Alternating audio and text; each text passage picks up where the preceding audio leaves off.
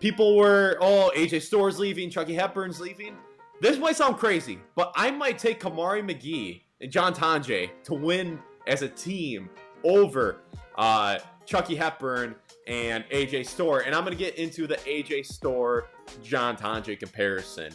So AJ Storr, obviously, he's got the 40-plus inch vertical jump. He had that burst going to the hoop.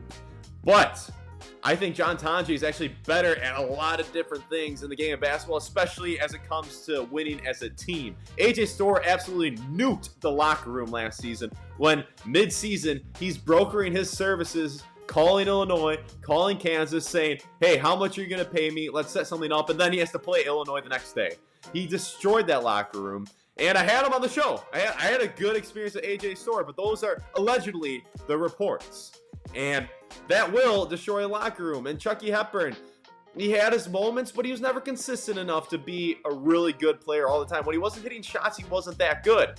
But now you look at John Tonje versus AJ Storr. Let's get back into that. I think John Tonje is stronger. He's a smarter player when it comes to being in the right place at the right time, making the correct rotation, making the right pass. He just has a higher basketball IQ.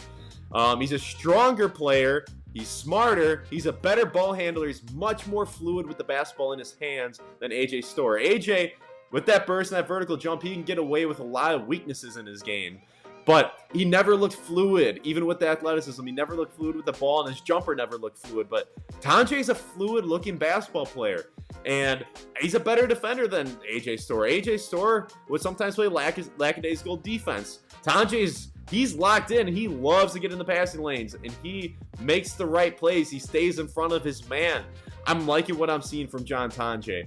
I don't know who I think will have a better NBA career, and I know we're only 3 games into the season. But to win basketball games at the college level, I'm taking John Tonje. He seems like a good locker room guy. It looks like he's having fun out there. AJ Storr didn't have great body language, and body language is so key. It's contagious. When AJ Storr, he just is kind of like lackadaisical, not fully invested, thinking about getting his. You could tell he was all about his, and he had the greenest of lights at Wisconsin. Tonje will get his, but he'll do it within the flow of the offense. So with everything I'm saying, I think just you look at the team is much better with John Tonje on the floor. So I'm taking John Tonje in that matchup every time for the Badgers, for the Badgers system, for the Badgers fit. It doesn't surprise me that AJ Storr is not starting for Kansas. It doesn't. I think Wisconsin took his strengths and made him look better than he really was, because he had a green light and he could play free. I know guard would pull him, but man, guard let him get away with a lot. And his assist to turnover ratio was unbelievable. I think he had about 30 assists on the season, which is not good. You don't want 30 assists when you're playing well over 30 games and you're playing 35 minutes a game. So I don't want to make any bold predictions, but so far, I think Tonje's a guy you can win more college basketball games, especially once AJ Storr had that really great start, and all of a sudden the deals and the recruiting and the poaching started mid-season. That was all she wrote for Wisconsin.